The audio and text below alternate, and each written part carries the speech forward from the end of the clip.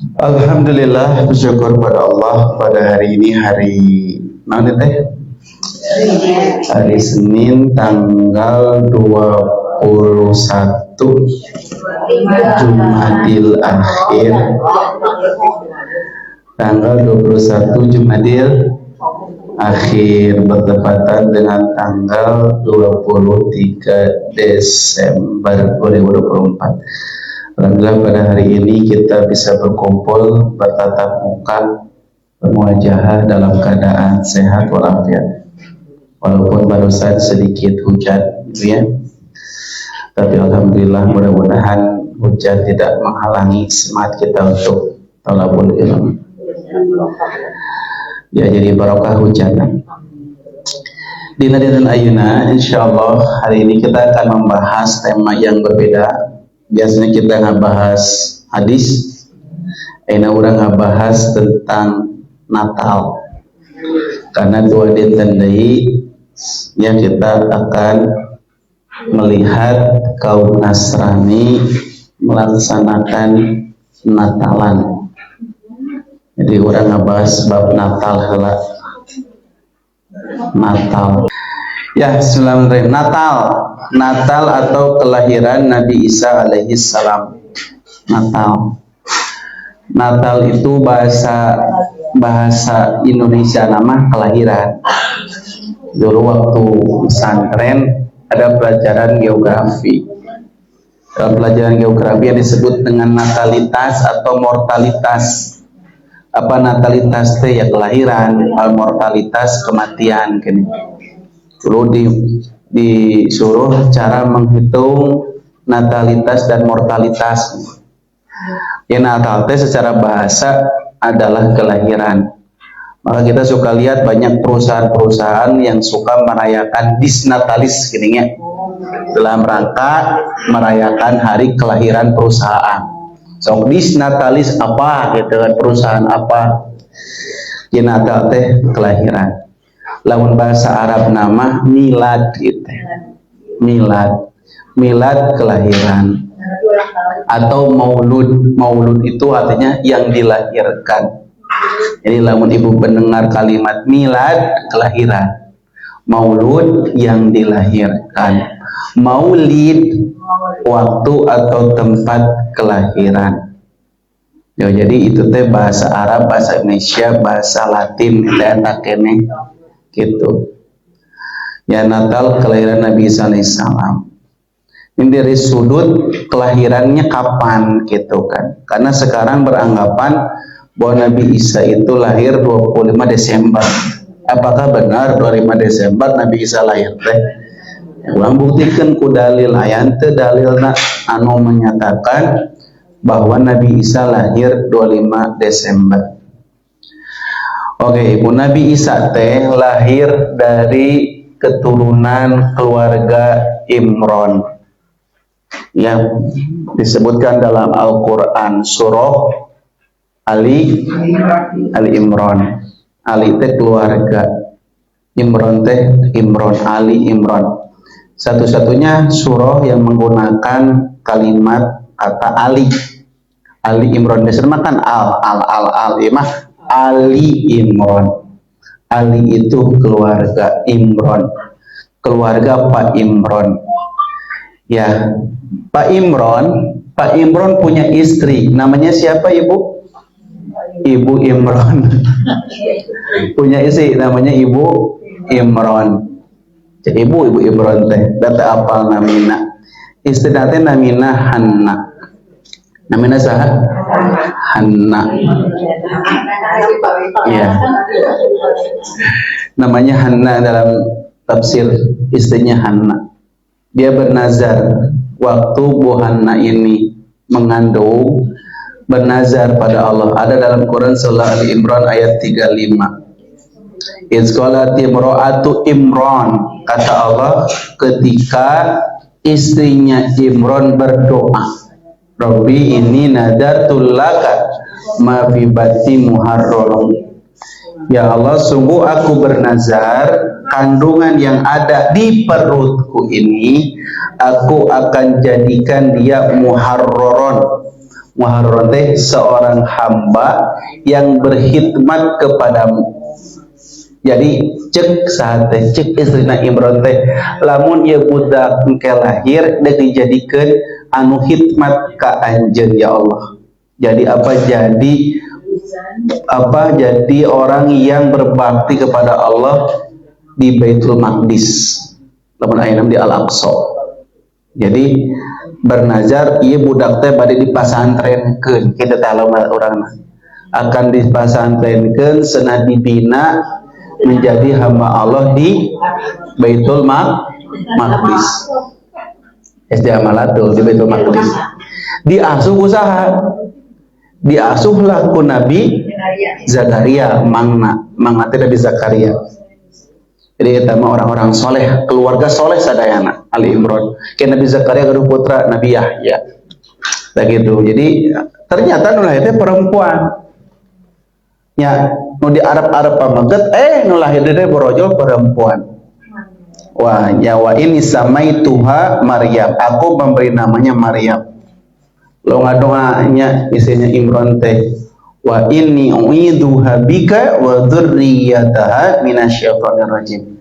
Dan sungguh aku memohon perlindunganmu untuk bayi ini Maryam dan untuk keturunannya Nabi Isa dan seterusnya agar dia dijauhkan dari setan yang terkutuk. Makanya kata Nabi, setiap yang lahir kudu dibacakeun ta'awuz, doa permohonan perlindungan dari setan. Pernah dibahas di dia harita hadisna. Kata Nabi, berta'awuzlah kalian sebagaimana Ibrahim menta'awuzkan anaknya Ismail dan Ishak. Jadi ibu kedah maca doa memohon perlindungan bagi bayi yang lahir atau bagi bayi yang masih kecil. Doanya bisa doa Nabi Muhammad dan Nabi Ibrahim yang pernah dibahas di sini, yang lupa lagi ya. Lupa dibahas bedah doa perlindungan dari setan. Doa nanti a'udzu bikalimatillahi tammati min kulli syaitonin wa hamatin wa min kulli ainin lamatin. Emot ini teh. Ya, pasti hilaf dan gaduh bayi deui. Oke, lawan tos gaduh bayi emot deui. Ya, atau dalam surah Ali Imran ayat 36. Inni u'iduha bika wa dzurriyyataha minasyaitonir rajim. Itu doa istri Imran, Hanna, untuk kelahiran Maryam. Jadi bayi lahir teh dibacakeun doa eta sebut ulama kedah nama. Ya, ternyata Maryam lahir tumbuh besar menjadi wanita yang kata Allah, wanita yang suci, wanita yang solehah, berbakti di Baitul Maqdis. Bahkan di hadis Bu, ada 4 wanita yang paling mulia yang merupakan ahli surga. Sawai. Nuka hiji. Yang pertama kata Nabi disebutkan sah. Kata Nabi Maryam binti Imran. Nuka hiji teh Maryam anak Imran. Jadi nuka disebutkan ku Nabi, sebaik-baiknya wanita ahli surga adalah Maryam binti Imran. Nuka hiji Maryam. Nuka dua saha? Fatimah binti Rasulullah binti Muhammad. Fatimah anak Rasulullah. Nuka tilu baru Khadijah binti Khuwailid istri Nabi Khadijah. Nuka opat Asiyah binti Majahim. Asiyah binti Majahim istrinya Fir'aun. Itu 4 wanita terbaik. Ya, teu aya nami-nami ibu dina hadis eta mah. Punten. Ya, jadi 4 nami Maryam, Fatimah, Khadijah, sareng Asiyah. Teu aya nami ibu. Ya, ibu kedah gentos nami. Oh, mukakeun pantona. Tapi bukan berarti kudu gentos nami, tapi tinggal belajarlah kesolehannya dari 4 wanita ahli surga ini. Gitu ya Bu ya. Jadi Maryam binti Imran, Fatimah binti Rasulillah, Khadijah binti Khuwailid, dan Asiyah binti Mazahim atau istrinya Fir'aun. 4 wanita ahli surga. Aisyah kelima nanti, beda lagi hadisnya. Sebaik-baiknya wanita dari semua makanan adalah Aisyah. Aisyah mah urutannya kelima. Ya, jadi Maryam, Fatimah, Khadijah, sareng Asyah. Berarti Maryam teh wanita terhormat, wanita suci, wanita terkemuka, wanita terbaik. Makanya di Quran ya ditulis menjadi sebuah nama surat, surah Maryam. Teu aya wanita anu langsung disebutkan jadi nama surat selain Maryam. Istri Nabi kan seueur. Istri Nabi seueur aya 11 istrina sama 2 hamba saya, total 13. Di antara semua istri Nabi nggak ada yang jadi nama surat. Surah Khadijah nggak ada. Ya, tapi satu-satunya wanita yang jadi nama surat Maryam.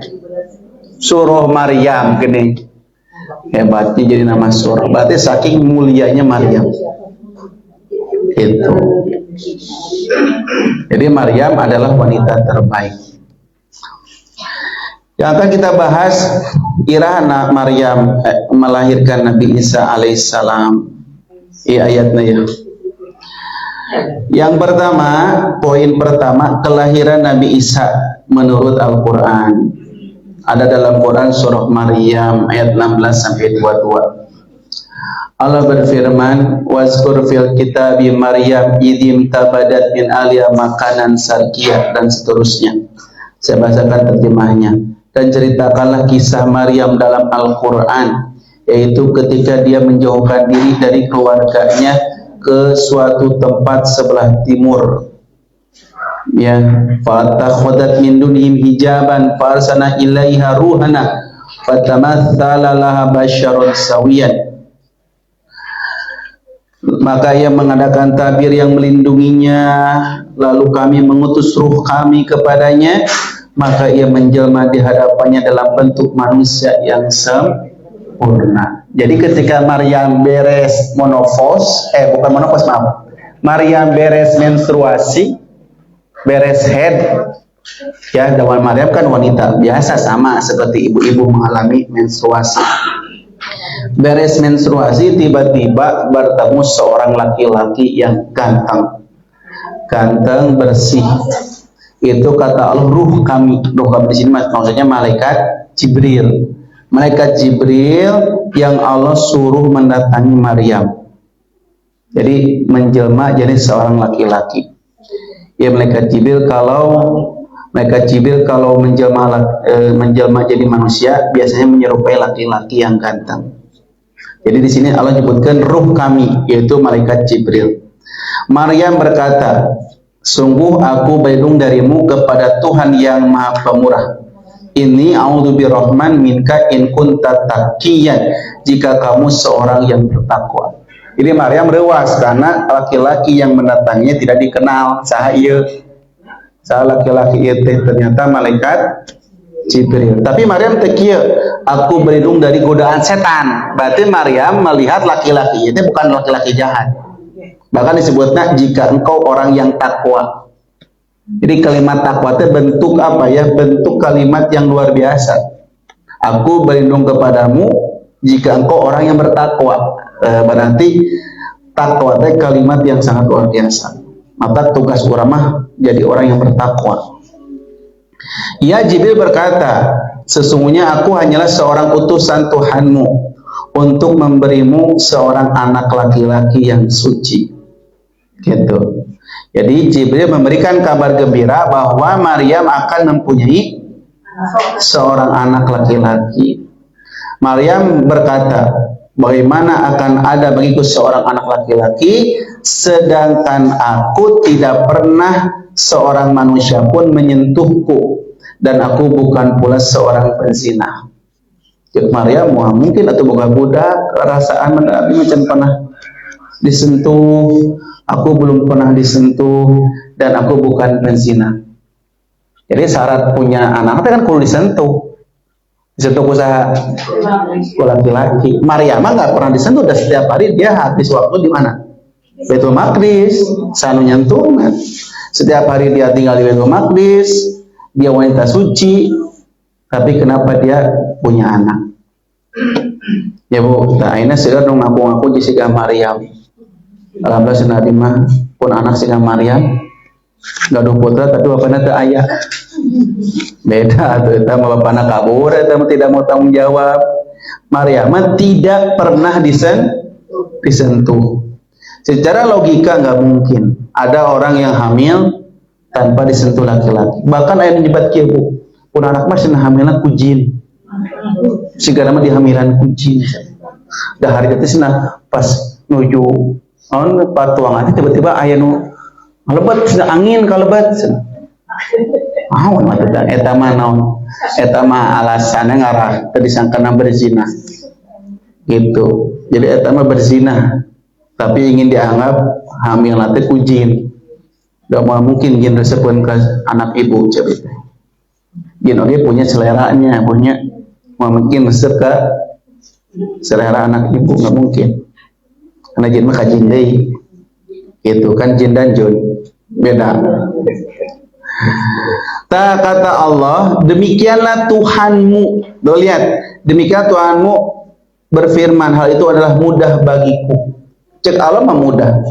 Dan akan aku dapat menjadikannya suatu tanda bagi manusia dan sebagai rahmat dari kami. Hal itu adalah suatu perkara yang sudah diputuskan. Jadi bagi Allah menciptakan seseorang tanpa ayah sangat mudah. Seperti halnya Allah menciptakan Nabi Adam. Mudah gitu kan. Dan itu adalah suatu perkara yang sudah diputuskan. Wayahna sudah diputuskan kamu akan punya anak. Maka Maryam mengandungnya, lalu ia mengasingkan diri dengan kandungannya ke tempat yang jauh. Jadi Maryam normal Bu, hamil nate sami 9 bulan. Padahal dia hamil nate ditiupkan ruh di dalam rahimnya. Orang-orang di Baitul Maqdis nyarioskeun, Maryam nah bisa hamil, aneh. Karena kan di Baitul Maqdis mayoritas laki-laki yang berkhidmat di Baitul Maqdis teh. Para laki-laki itu ngomong ke Maryam dengan bahasa lembut asal nama. Mungkin teu cenah aya tatangkalan tubuh tanpa biji gitu. Dengan bahasa kiasan mungkin teu aya tangkal, aya tanaman tumbuh tanpa biji-bijian, tanpa dipelak, mungkin teu. Cek Maryam teh mungkin mau kumaha maksudna eta nu mimiti pohon pertama ada saha biji saha.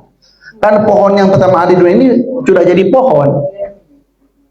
Ya, lalu si laki-laki penghimat di Baitul Maqdis yang masanten Baitul Maqdis nyarios ke Maryam, mungkin tidak kamu hamil punya anak tapi nggak ada seorang laki-laki yang menyentuhmu.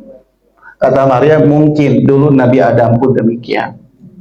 Jadi akhirnya si laki-laki itu sieun cin ketempuhan. Tertuduh ekor harimau, Bu. Disangkana ke Maryam berzina jeung didinya. Para pemuka agama dirinya. Otak Maryam itu mengasingkan diri karena sudah nggak kuat dengan ucapan-ucapan netizen. Wah, bayangkeun si Maryam. Kan Maryam sudah terkenal bager, solehah, berkhidmat di Baitul Maqdis, ayeuna hamil. Bayangkeun kan ngomongan netizen pedesnya. Tapi membawa indung bapana. Bapakmu bukan penzina, tapi ibumu juga bukan pelacur. Namanya boga budak seterusnya. Jadi orang-orang mah Bu, kalau nggak tahu hakikat yang sebenarnya tetap dia ngomongin negatif. Bagaimanapun baiknya kita, ketika kita ada kesalahan yang mereka tuh nggak tahu yang sebenarnya bagaimana, tetap dia akan berpandangan negatif. Komodel lamun urang nah dipegang ngewa, tetap kalau ada satu kesalahan pasti akan digembar-gemborkan gorengna. Kebaikan sudah dilupakan, kesolehannya dilupakan. Apalagi kalau kita mah loba nu tersep ke orang. Kalau banyak orang yang nggak suka pada kita, ketika kita nggak melakukan suatu kesalahan akan jadi gorengan, digoreng itu di dia. Kermah batu tersep, tambah orang yang ingin kesalahan. Mengasingkan diri ke daerah yang bernama Bethlehem. Bethlehem itu dalam bahasa Arabnya Baitul Lahmin. Bait artinya rumah, lahmin itu daging. Baitul Lahmin, rumah daging. Di Bethlehem itu dulu sudah banyak orang-orang yang naon mun ayeuna mah tukang tempat-tempat mencit namanya teh jagal gitu, mencit domba ya, mencit apapun, daerah Bethlehem katanya. Lihat ayat di bawahnya. Ingatlah ketika malaikat berkata, "Hai Maryam, sungguh Allah mengembirakan kamu dengan kelahiran seorang putra yang diciptakan. Engke anak anjeun namina Isa. Wajihan fid dunya, dia orang yang terkemuka di dunia, wal akhirah, dan di akhirat, wa minal muqarrabin, dan orang-orang yang didekatkan kepada Allah. Dan dia berbicara dengan manusia dalam buayan, dan ketika sudah dewasa, dan dia adalah salah satu di antara orang-orang yang soleh." Jadi Nabi Isa, kata Allah, nanti Nabi Isa mah sejak kecil bicara, saum bicara. Jadi ternyata nanaon. Jadi tanda bukti-bukti kuasaan Allah, Maryam disuruh oleh Allah diem, tong nyarios nanaon. Amun aya nu naros, kamu penjinah, ini budak saha, biarkan Nabi Isa yang menjawab. Tujukeun we. Nah tuh Nabi Isa nu nyarios. Bayakeun kamu ibu gaduh orok nambe lahir bisa nyarios deui dikumahakeun. Ya alungkeun ibu budak naon dieu nya. Jadi bayi yang bisa ngomong ya Nabi Isa. Itu Maryam suruh anaknya yang ngomong, ngejelasin ke masyarakat yang beranggapan buruk gitu tuh. Allah berfirman, demikianlah Allah menciptakan apa yang dia kehendakinya. Apabila Allah berkehendak menetapkan sesuatu, Allah cuma mengatakan kun fayakun, jadi maka jadilah. Al-Imran ayat 45-47. Jadi ini benar-benar kekuasaan Allah menciptakan bayi yang pertama tanpa seorang ayah, tanpa disentuh oleh laki-laki. Yang kedua, bayinya bisa ngomong. Berarti itu mujizat. Nah, di bawahnya wallati as-sanat farjaha fa nafakhna fihi min ruhina wa ja'alna wa ibnaha ayatan lil alamin. Dan ingatlah kisah Maryam yang telah memelihara kehormatannya, lalu kami tiupkan ke dalam tubuhnya roh dari kami, dan kami jadikan dia dan anaknya tanda-tanda kekuasaan Allah yang besar bagi semesta alam. Jadi tanda-tanda kebesaran Allah adalah salah satunya bukan dengan ayat Quran saja, tapi sesuatu yang di luar nalar manusia. Sehingga kejadian dia secara logika nggak mungkin bayi bisa ngomong, secara logika nggak mungkin perempuan hamil tanpa disentuh laki-laki. Tapi kata Allah, inilah tanda-tanda kekuasaan Allah. Nah, kadang-kadang tanda-tanda kekuasaan Allah kalakah dianggap sebagai hal yang istimewa sehingga menuhankan orang yang mendapatkan tanda-tanda itu. Pedah Nabi Isa teh dianggap nanti luar biasa, lahir tanpa ayah, terus bisa ngomong sejak bayi, terus bisa menyembuhkan orang sakit, terus bisa menghidupkan orang mati, terus bisa mengobati penyakit kusta. Dianggap Tuhan tadinya. Padahal kata Nabi Isa teh naon? Ini atas izin Tuhanku. Terus dijelaskan ke Nabi Isa. Jadi aku bisa menyembuhkan biizni Robbi, dengan izin Tuhanku, bukan karena kekuasaanku. Tapi tetap lamun ningali jelema memiliki kemampuan di luar kebiasaan manusia di zaman eta mah dianggapnya Tuhan. Jadi sampai ka dieu tah kadienakeun dianggap we Nabi Isa itu anak Tuhan. Berarti dia juga Tuhan. Nah, jadi nu kadinakeun pun sok jadi musyrikeun mah yang suka menyekutukan nu kadinakeun. Jika zaman Nabi Nuh kan Allah ada orang soleh di surah Nuh. Di surah Nuh ada orang soleh. Nah, si orang soleh itu maut. Si orang soleh itu maut. Untuk mengingat kesolehannya dijadikan patung. Dijadikan patung. Tapi orang tuanya bikin patung teh bukan disembah. Untuk mengingat kesolehan di surah Nuh, Waddaw wala Ya'uq wa Nasra di ayat surat Nuh. Nama-nama orang soleh disebutkan di surah Nuh. Tah orang tuanya lihat nu soleh eta teh lamun ningali patung jadi inget kebaikan dia, jadi tambah semangat ibadah ke Allah. Gitu we ningali patung eta teh semangat. Teh disembah cuma ditinggalikeun. Cuma tiap ningali patung eta mau anakna mengira bahwa itu sedang menyembah, padahal bukan menyembah, mengenang kebaikannya. Maka akhirnya lama-kelamaan orang tuanya meninggal, dijadikan sembahan ku anak incuna. Datang di Nabi yang baru. Ya terus kemusyrikannya datang silih berganti ketika orang tuanya nu soleh ngarantunkeun melahirkan anak incu anu batangul asa diatur musyrik datang ke nabi deui diazab di nu lain nu salahna sisa nu saroleh budak anak deui anak incuna deui nu kafir deui terus anak incunya bu anak cucunya yang terus kedatangan nabi lagi datang nabi lagi. Jadi setiap berganti nabi Allah sudah hancurkan dengan bencana dengan azabnya yang tersisa kan nu saroleh.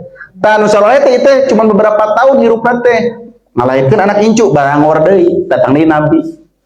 Nabi Hud, Nabi Soleh terus sampai Nabi Isa. Terus berganti nabi. Gitu. Cuma nanti ada nabi dari kalangan Bani Israel, ada nabi dari kalangan orang Arab. Lamun nabi Arab mah cuma 4 nabi yang asli orang Arab. Nabi Hud, Nabi Soleh, Nabi Su'aib, dan Nabi Muhammad. Itu nabi asli, nabi orang Arab. Sisanya bukan orang Arab. Nabi Ibrahim sampai bawah, Nabi Ishak, ya sampai nanti sampai Nabi Isa, itulah bukan orang Arab. Nanti keturunan Nabi Ishak ke bawah disebutlah Bani Israel. Karena Israel itu nanti Ishak, Yakub, Yakub itu Israel nama lainnya. Bani Israel. Jadi Nabi Isa termasuk yang dakwah kepada Bani Israel. Lihat di bawahnya. Sungguh perumpamaan penciptaan Isa di sisi Allah adalah seperti penciptaan Adam. Allah menciptakannya dari tanah. Wala qaumin turab summa qala lahu kun fayakun. Allah mengatakan kun fayakun. Al-Imran 59. Jadi penciptaan Nabi Isa seperti penciptaan Nabi Adam. Adam tanpa ibu tanpa ayah. Lamun Nabi Isa mah tanpa ayah saja. Itu. Yang kedua, poin kedua, Nabi Isa itu sebagai nabi bukan Tuhan. Ini kata Allah.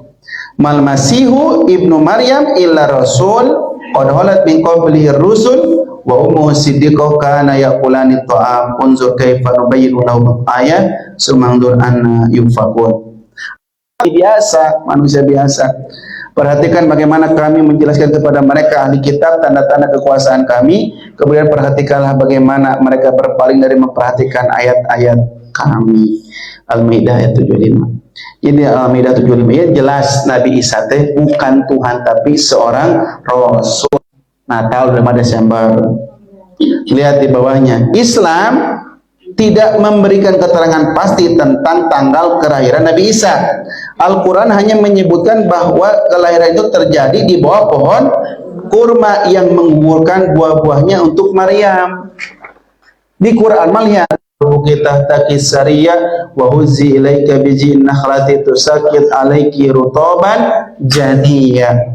Maka tatkala rasa sakit akan melahirkan anak memaksa bersandar pada pangkal pohon kurma.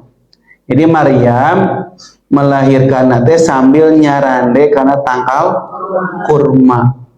Terus ia berkata, Maryam putus asa, Maryam teh jeung sedih teh geuning. Aduhai alangkah baiknya aku mati sebelum ini dan aku menjadi sesuatu yang tidak berarti lagi dilupakan.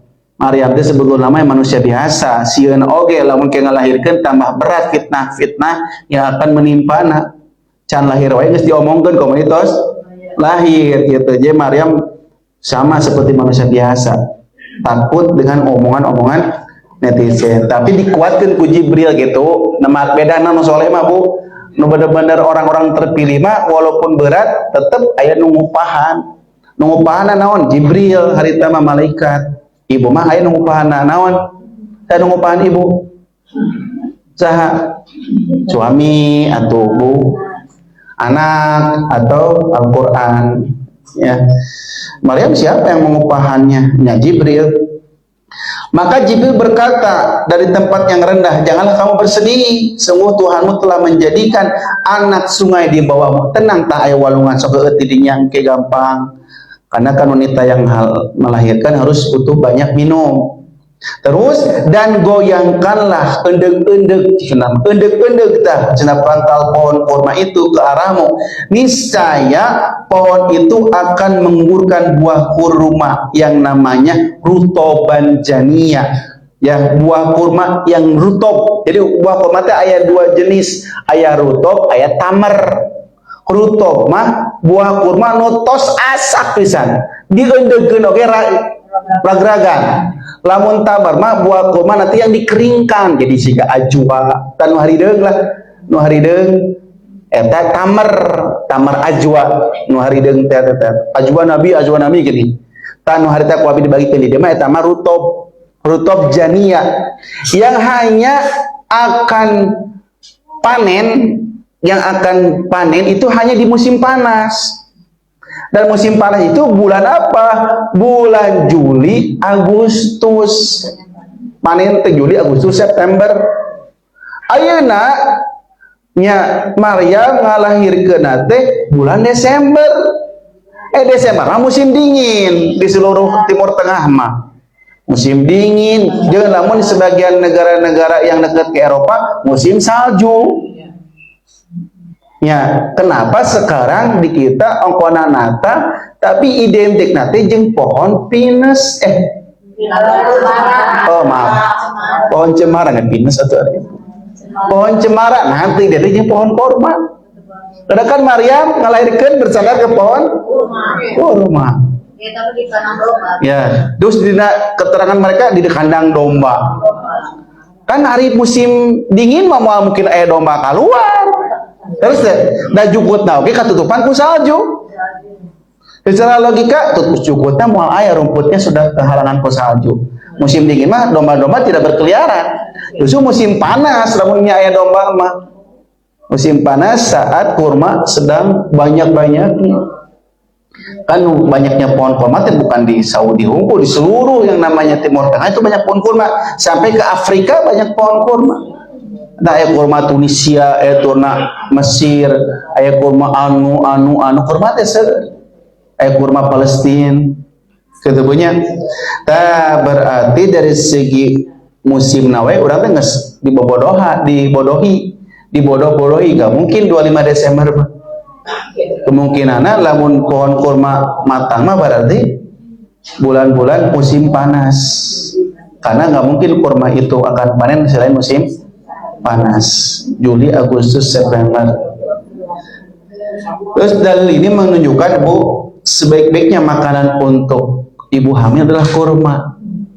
Jadi ibu lamun gaduh putra menuju hamil, putri menuju hamil, kurma makanan terbaik teh rutob. Kurma anu naon?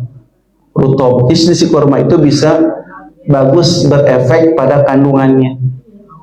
Terus bisa mempercepat penambahan darah yang akan nanti dihabiskan atau keluar saat nipas saat melahirkan. Itu kurma makanan terbaik untuk ibu hamil dan ibu yang sedang nipas kemudian menyusui. Ya, jadi ibu amat kudu seueur nuang kurma. Ya, osok aya stok kurma teh. Tah eta spesial kurma atuh, selalu aya kurma di bumi mah. Ya, tadi anjing-anjing kurma heula. Ibu mah nyejing naon? Bala-bala heulanya jeung cengeng. Sebelum bala-bala gorengan kurma heula, abdi mah bala kurma heula nan dewe anu sanes. Ibu mah naon lah? Bala-bala geuh cengeng leupet. Surabi kurma bu makanan terbaik. Itu hebat. Nah, Allah menyebutkan kurma kepada Maryam, berarti saking hebatnya buah kurma. Lamun kurmana rutob. Luar biasa itu manfaatnya. Kitanya mata tadi kebun bojo nuang korma di surah Maryam ge. Semua nuang korma pun bojo teh. Ya. Oke lah, nya kapan-kapan kalau dipotong deh. Ulama seperti Ibnu Katsir menjelaskan bahwa kejadian ini menunjukkan musim kelahiran Nabi Isa kemungkinan terjadi di waktu panen kurma yang biasanya jatuh pada musim panas, bukan musim dingin seperti yang dipercaya dalam tradisi Natal. Bukan, pasti musim panas. Gitu. Yang keempat, perspektif Natal. Natal adalah perayaan keagamaan yang memperingati kelahiran Yesus Kristus yang dalam Islam dikenal dengan Nabi Isa alaihissalam. Natal dirayakan oleh umat Kristen di seluruh dunia pada tanggal 25 Desember untuk tradisi Kristen Barat dan pada 7 Januari untuk sebagian besar umat Kristen Ortodoks Timur. Tuh, jadi orang Kristen wae berbeda pendapat, orang Kristen wae beda pendapat. Ada yang nyebutkan 25 Desember, yang nyebutkan 7 Januari. Tuh. Ai urang ayeuna nahanya ikut-ikutan riweuh. Sama dijagaan gereja sampai anu nyebutkan kieu kudu nyucapkeun selamat hari Natal kan kernaon. Toleransi kebablasan. Bahkan kemarin kan wapres orang sebelum anu ayeuna mengucapkan selamat Natal, padahal dia sebelum jadi wapresnya ketika jadi ketua MUI teh mengatakan haram. Ada ayeuna kalakah boleh. Kan jadi nolondokan. Jadi bunglon. Bu ya. Kata Ibu Irina Handono, Ibu terang Bu Irina Handono, dia mantan biarawati yang jana ceramah itu ke dia. Kata beliau, semua gereja juga mereka tuh tahu umat Islam dilarang mengucapkan selamat Natal. Cek gereja, cek Bu Irina ya. Nu ngomongnya orang Kristen yang dulu biarawati, yang dulu dia yang khidmatnya di gereja. Sekarang dia masuk mualaf kan jadi ustadzah kayak itu kan dia. Dia mengatakan semua gereja tahu umat Islam dilarang mengucapkan selamat Natal dalam agama mereka, tapi kami sengaja biarkan supaya mereka melecehkan agamanya sendiri. Kan ngelecehkan agama sendiri itu Islamnya orang Islam sendiri. Ya, hari pengajian dibubarkan dari gereja dijagaan. Emang pernah umat Islam ngeganggu anu Natalan? Dan pernah. Ya, bentuk toleransi itu kita membiarkan saudara kita non Muslim mereka melaksanakan Natal ibadahnya masing-masing pun orang membiarkan, kita pun mendiamkan, itu bentuk toleransi. Sampai ikut campur, sampai kadi ayah ustadz ceramah di gereja, sampai solawatan, kan itu sudah kebablasan. Ya, cek nu bodoh teh masih eta bener-bener ya mata. Ya, mata cek Nabi wajar nanti banyak ngaku ustadz yang ada di tepi jurang api neraka. Nah ini Bu, jadi ngucap mungkin nggak boleh. Ya, tapi orang kalahkan ngucap maksudnya. Nauzubillah. Kemudian lamun sebagai karyawan ke atasan anu Kristen entong ngagadekeun agama atau ngagadekeun akidah. Dari mah bosna bos dek lagi entong. Atau misalnya pakai topi Santa Claus. Nggak boleh atuh dah tasabuk. Ya. Nah, itu di orang teh kebablasan ya. Lihat di bawahnya. Natal sendiri berasal dari bahasa Latin yaitu natalis yang berarti kelahiran. Lihat, dalam perspektif Kristen, dalam pandangan orang Kristen kumaha. Ini saya kutip dina kitab Alkitab, dina Alkitab. Ya, dina Perjanjian Baru ya. Dina kitab anjeunna ya. Dina kitab Injil maraneh anu ayeuna mana baca. Dina kitab Matius. Dina kitab Injil, dina urang surahnya Matius teh. Dalam Matius ya lihat menceritakan kelahiran Yesus yang merupakan bagian dari rencana keselamatan Allah untuk umat manusia.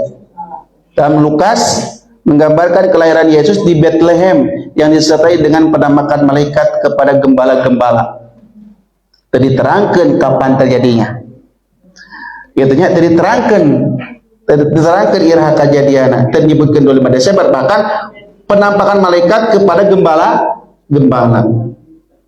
Dalam perspektif Islam, surah Maryam disebutkan mengisahkan kelahiran Nabi Isa sebagai mukjizat Allah, tetapi Islam tidak mendorong perayaan atas kelahiran Nabi tersebut.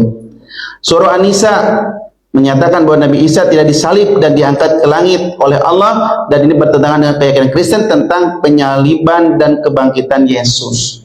Cek mereka, Yesusnya disalib sebagai penebus dosa seluruh umatnya. Bu, lamun orang mengucapkan Natal itu sama dengan kita sudah mengakui 3 hal. Yang pertama, kita mengakui bahwa Nabi Isa lahir 25 Desember. Yang kedua, kita mengakui bahwa Nabi Isa anak Tuhan. Yang ketiga, kita mengakui bahwa Nabi Isa disalib.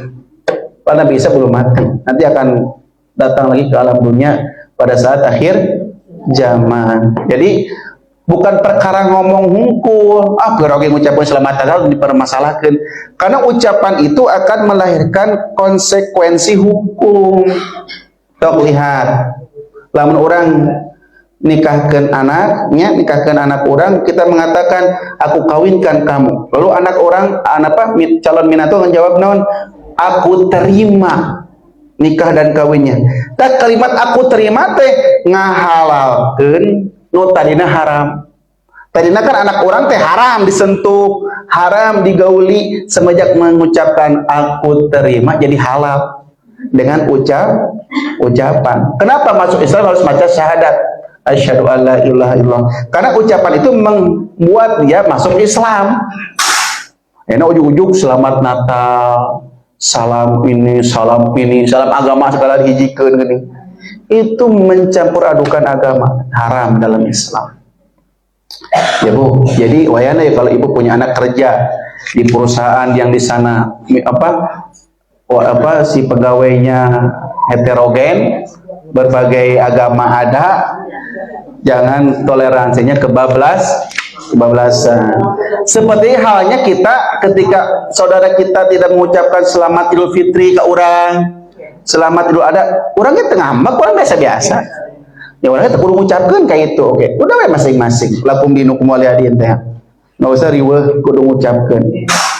Ini jadi selalu jadi obrolan tiap tahun, selalu rame di TV teh. Ya, selalu rame di medsos tentang urusan. Padahal sudah ada ya ketetapannya masing-masing. Lihat di bawahnya sejarah penetapan. Tanggal 25 Desember pertama kali ditetapkan sebagai hari Natal pada abad keempat Masehi oleh Gereja Katolik Roma. Jadi bukan oleh kitab Injil, nah bukan, oleh Gereja Katolik Roma di bawah pengaruh Kaisar Konstantinus. Kaisar Konstantinus. Ya, penetapan ini bertujuan untuk menggantikan perayaan pagan Romawi yang disebut Dies Natalis Solis Invicti, hari kelahiran matahari yang tak terkalahkan. Jadi itu bentuk penyembahan kepada matahari sebagai nama yang dirayakan pada tanggal 25 Desember. Perayaan ini adalah bentuk penghormatan terhadap dewa matahari dalam tradisi Romawi kuno. Tuh di buku orang Kristen itu disebutkan oke, di buku The Catholic Encyclopedia dalam artikel Christmas. Cek mereka oke bukan kelahiran Nabi Isa, cek mereka teh, tapi ini mah apa? Tentang penghormatan kepada dewa matahari. Nah, jadi kelahiran Nabi Isa dan disepakati atas persetujuan semua, ya dia kelahiran Nabi Isa. Ya lahir Nabi nggak nyambung. Yang kedua, yang keempat, tidak berdasarkan Alkitab. Dalam Alkitab tidak ada keterangan eksplisit mengenai tanggal kelahiran Yesus. Para sejarawan Kristen sendiri mengakui bahwa tanggal tersebut lebih merupakan hasil kompromi politik dan budaya untuk mengadopsi tradisi masyarakat Romawi. Lihat tuh dina buku eta tuh How a Forbidden Religion Swept the World. Baca buku bahasa Inggris nanya.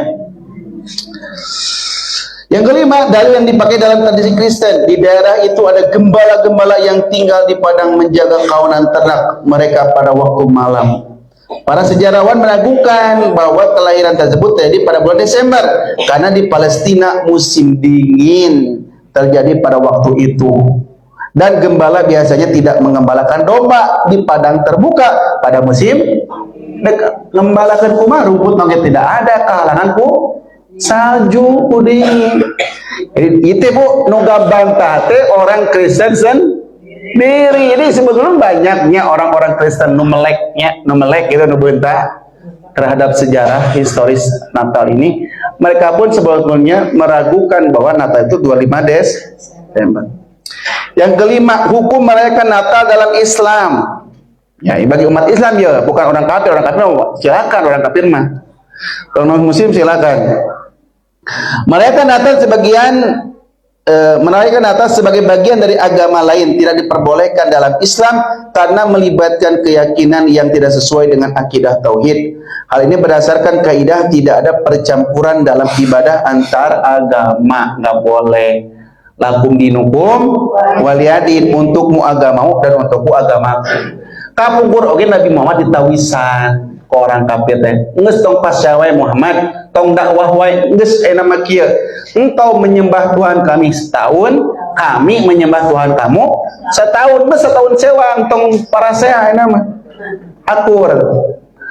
Turunlah surah Al-Kafirun, la a'budu ma ta'budun. Aku tidak akan menyembah apa yang kalian sembah dan kalian tidak akan menyembah apa yang aku. Ujungnya bagimu agamu, bagiku agamaku. Nggak boleh ada pencampuran agama. Iya makalaka didukung umat Islam. Kualingan jil dengan hatam jil, jadikan Islam liberal, bukan Islam, jadikan iblis liberal. Di bawah. Kalau kita merayakan dan ikut mengucapkan selamat hari Natal, itu bentuk tasyabuh. Sedangkan kita dilarang, larangan menyerupai non muslim tasyabuh. Hadisnya, man tasyabaha biqaumin fahuwa minhum. Barang siapa yang menyerupai satu kaum, maka itu termasuk golongan mereka. Tong tuturut munding. Mending kita tuturut ibu, kalau tuturut munding. Hayang urutannya. Termasuk tahun baruan. Tangke dibahas tahun baruan mas Senin Payung. Ya. Itu. Lihat halaman 3. Ibnu Taimiyah menegaskan bahwa menyerupai non-muslim dalam hal ibadah, simbol atau perayaan keagamaan merupakan bentuk pelanggaran terhadap prinsip keislaman, ngalanggar Islam. Ya, ada imaatus bos, atasan, biasa mengucapkan selamat Natal maka bos, meh tengah mak bosna teu kudu deuk dipaksa ge teu entong. Enggak usah ngucapin selamat Natal. Kemudian sampai datang ke bumi, ke gereja nggak boleh. Ayat hadis nanti saya kutipkannya.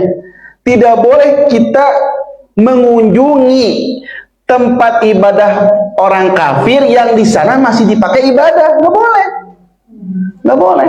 Termasuk puntennya, termasuk ke Candi Borobudur, nggak boleh teteh. Saya pernah nulis panjang di Facebook, haram ke Candi Borobudur. Saya pernah nulis.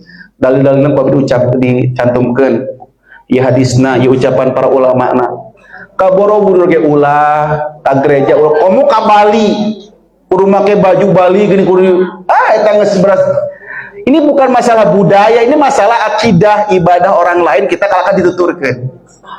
Emang lamun teu ka Borobudur urang gering gitu kan. Jogja teh lega ibu, Jawa Tengah teh lega, nah buat kudu ka Candi Borobudur kan aya kene pantai nya, pantai Karangtritis, ka Malioboro, ka Bromo, ka Dieng, iyo kada tempat batur ibadah. Entong abi pernah mengkritisi pesantren-pesantren anu ka Borobudur wae. Cerita apa teh itu usah-usah detek. Nya leuwih budak sakola umum budak pesantren harita menuju zaman pun bojo sekolah kene di pesantren kopi teh ke mana perpisahan kelas 3 cenah lulusan aliyah ke mana Candi Borobudur langsung ku abi ditulis tah kirimkeun ka ustad-ustad. Enggak boleh atuh, buat apa jika eueuh di tempat ibunya nyalamatkeun eta mah nulis teh gitu. Lihat di bawahnya. Ibnu Qayyim dalam menyebutkan bahwa ikut serta dalam perayaan Natal dapat dianggap sebagai persetujuan terhadap keyakinan mereka yang bertentangan dengan akidah tauhid, bertentangan dengan akidah Islam. Orang sudah syirik, bu syirik kita teh. Syirik itu kan kafir secara sengaja, ya. Yang kedua alasannya dua hari raya yang disyariatkan yaitu Idul Fitri dan Idul. Sudah cukup Idul Fitri Adha. Lihat di bawahnya. Dari Anas bin Malik ia berkata, Nabi tiba di Madinah dan penduduknya memiliki dua hari raya untuk bermain-main. Nabi bertanya, apa ini? Mereka menjawab, kami biasa merayakannya di masa jahiliyah. Nabi bersabda, Allah telah menggantikan untuk kalian dua hari yang lebih baik, yaitu hari Idul Adha dan hari Idul. Tong tuturut munding karena agama nu lain. Geus cukup Idul Fitri dan Idul Udah, cek Nabi tentang nurutan agama nu lain. Ini kan udah ngesebut hari raya. Terdiri dari Idul Adha. Imam Suyuti menjelaskan bahwa semua perayaan yang tidak ditetapkan oleh syariat Islam termasuk bid'ah. Oleh karena itu Natal sebagai perayaan keagamaan tidak diakui dalam Islam. Itu Bu Nabi-nya. Itu masalah. Ya maka ibu mau jadi pengaruh. Tapi ke orang-orang anu ada di lingkungan non muslim sangat berpengaruh. Berapa kali saya ditanyakan, Ustaz kumaha abi mah gaduwargi, jabal lingkungan abi bisa dina Kristen atau tenaunya. Abi mah da ieu hungkul atau ngucapkeun hungkul selamat, bisi abi di baeudan. Enggak boleh. Tetep di baeudan kumaha oge. Da imah tuh raka pisan, enggak boleh dek raka dek saoge. Haram. Enggak boleh, Bu. Ya dan kalau kita ngejelasinnya dengan baik-baik pada mereka yang harus sebetulnya Bu. Sok non muslim karena Nasrani, maaf ya. Saya yang dilarang ngucapin selamat Natal, ini mereka bisa paham. Ngan urang teh sok hayang wae katinggal nantinya tinggali pro mereka gitu nya. Bahkan ada dulu mantan presiden kita yang sudah meninggal yang disebut bapak pluralisme sampai menghalalkan semua agama itu dianggap benar atau nauzubillah min dzalik kayak gitu. Sampai ayah itu ibu-ibu nu profesor nu diwawancara teh ngangge kerudung geuning. Dia ngomong gitu secara terbuka di podcast. Semua agama itu benar, tak ketuhan-tuhan kan ya, cara mah. Cara orang teh buka tuh tiung nama nih, buka tiungna tuh kudu make tiung sok bau lucunan. Tapi sudah ini Bu, jadi banyak orang nyari panggung lewat lewat hal-hal yang bisa nyeleneh supaya viral teh ya. Terus di bawah lihat kedudukan Nabi Isa dalam Islam. Islam menghormati Nabi Isa sebagai Nabi, bukan sebagai Tuhan. Perayaan Natal yang dianggap sebagai kelahiran Tuhan bertentangan dengan akidah Islam. Kata Allah langsung lihat, laqad kafarol ladina qalu innallaha wal masih ibnu Maryam. Sungguh telah kafirlah orang yang berkata bahwa sungguh Allah itu adalah Al-Masih putra Maryam. Padahal Al-Masih sendiri berkata, "Hei Bani Israel, ubudullah, sembahlah Allah Tuhanku dan Tuhan kalian." Surah Al-Maidah 72. Cek Nabi Isa oke, sembahlah Allah bukan aku. Dalam ayat ini digunakan untuk membantah keyakinan kaum Nasrani yang menganggap Isa sebagai Tuhan. Dalam Injil, lihat, ini kitab Injil lah ya Bu. Inilah hidup yang kekal, yaitu bahwa mereka mengenal Engkau satu-satunya Allah yang benar dan mengenal Yesus Kristus yang telah Engkau utus. Tuh cek kitab manehna oge. Nabi Isa teh Yesus Kristus yang Allah utus, berarti nabi eta mah rasul. Aku tidak dapat berbuat apa-apa dari diriku sendiri. Aku menghakimi sesuai dengan apa yang aku dengar dan penghakimanku adil. Karena aku tidak mencari kehendakku sendiri, melainkan kehendak Dia yang mengutus aku. Cek Nabi Isa oge dina kitab anjeunna, dina kitab orang Nasrani, aku teh diutus ku Allah, berarti utusan, berarti rasul utusan mah. Mengapa engkau bertanya kepadaku tentang yang baik? Hanya satu yang baik, yaitu Allah. Dan orang banyak itu berkata, inilah Nabi Yesus dari Nazaret di Galilea. Dina kitab mereka, dina Alkitab. Jadi tidak ada yang mengatakan Yesus teh Tuhan dina kitab mereka juga. Dia berkata kepada mereka, apakah itu? Jawab mereka, apa yang terjadi dengan Yesus orang Nazaret? Dia adalah seorang nabi yang berkuasa dalam pekerjaan dan perkataan di hadapan Allah dan seluruh bangsa kami. Jadi ini ayat-ayat yang dicantumkan dari Alkitab Perjanjian Baru. Jadi ada perjanjian lama, ada perjanjian baru. Dulu ke bacanya kitab nak gaduh Alkitab gaduh ke di internet lah cek. Ayat Al-Qur'an, qul huwallahu ahad Allahu samad lam yalid wa lam yulad wa lam yakul lahu kufuwan ahad. Katakanlah Allah satu-satunya. Dari Ubadah radhiyallahu anhu Nabi bersabda, siapa yang bersaksi bahwa tidak Tuhan selain Allah yang tunggal yang tidak ada sekutu baginya, dan sungguh Muhammad itu adalah hambanya dan utusannya, dan sungguh Nabi Isa itu adalah hamba Allah dan utusannya, dan kalimatnya yang sampaikan kepada Maryam, dan sungguh ruhnya ada darinya, dan surga itu ada dan neraka itu ada, maka pastilah Allah akan masukkannya ke dalam surga. Nabi Muhammad dan Nabi Isa itu hamba Allah dan utusannya, dia akan masuk surga, bukan menganggap Tuhan. Halaman terakhir, hambanya dan utusannya, maksudnya beliau datang dengan membawa dua sifat ini dan mengumpulkan keduanya sebagai penolakan terhadap ifrat, melampaui Kas dan tafrid menyanyiakan. Pernah kita bahas di sininya ikut tafrid. Ibu mah nih. Karena sesungguhnya banyak orang yang mengaku sebagai umatnya yang melampaui batas dengan berlebih-lebihan dalam perkataan dan perbuatan. Aya anu kultus teuing ka nabi teh sampai nya ka Nabi Muhammad oke sami anu kultus. Aya rambutnya geuning di museum Nabi di Jakarta atau di mana. Ningali rambut Nabi teh dikultuskeun. Kultus kan eta mah. Ada yang melampaui Nabi teh berlebih-lebihan. Bahkan bukan ke Nabi nak kanu dianggap habib wae yang dia anggap sebagai keturunan Nabi padahal habib palsu teh. Dibulak-balik gium tanganna oge. Belum tentu dia keturunan Nabi. Ya.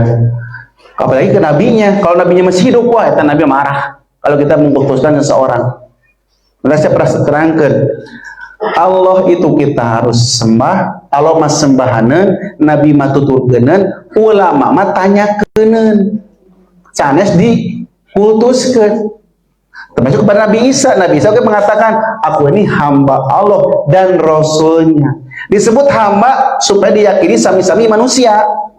Disebut Rasul. Nah, tong sampai ngaremehkeun, tong sampai merendahkan. Aku teh utusan Allah. Ada anu terpercaya berarti ngaremehkeun. Aya anu mengkultuskan tinggal Tuhan berarti berlebih-lebihan, ifrat melampaui batas. Jadi kultus gulung. Jadi ulama tengah-tengah, jangan menganggap rendah, jangan melebih-lebihkan gitu. Dan dengan berlebih-lebihan dalam perkataan dan perbuatan. Dan melalui ia mendengar Umar bin Khattab berkata di atas mimbar, aku mendengar Nabi bersabda, kata Nabi, la tutruni kama atorat Nasara ibna Maryam. Janganlah kalian menyanjungku sebagaimana orang Nasara menyanjung Ibnu Maryam sebagai anak Tuhan. Aku hanyalah hambanya. Oleh karena itu maka ucapkanlah hambanya dan rasulnya, dan menganggap aku dan Nabi Isa sebagai anak Allah, atau berlebih-lebihan dalam mengklaim. Yang terakhir, prinsip toleransi dalam Islam. Islam mengajarkan toleransi terhadap umat agama lain, tetapi tidak sampai mengorbankan agama karena agama. Non muslim tetap kita harus berbuat baik, tapi jangan menggadaikan akidah.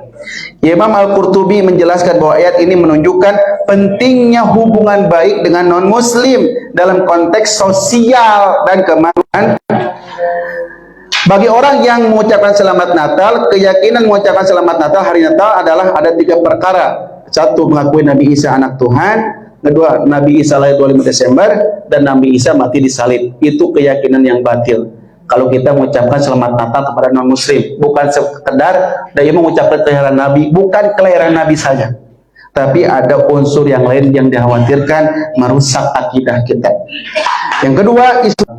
Yang terakhir, Islam tetap mengajarkan toleransi kepada umat agama lain selama tidak melibatkan ritual atau keyakinan yang bertentangan dengan akidah Islam. Beres tah tentang Natal. Mudah-mudahan ini jadi pencerah bagi ibu yang punya keluarga non-muslim, pastikan makalahna. Itunya, atau bagi keluarga yang suka ikut-ikutan agama lain, kasihkan makalahna.